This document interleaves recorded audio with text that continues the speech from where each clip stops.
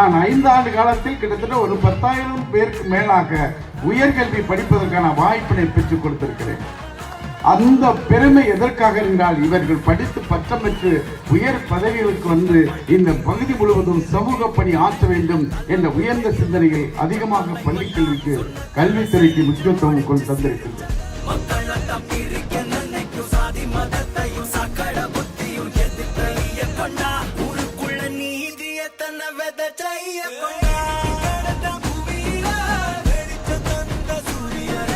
நமது திருநாளூர் தெற்கை பொறுத்த வரைக்கும் இன்றைக்கு கல்வியில் சிறந்து விளங்குகின்ற பள்ளியாக நமது தொடக்கப்பள்ளி திகழ்கிறது.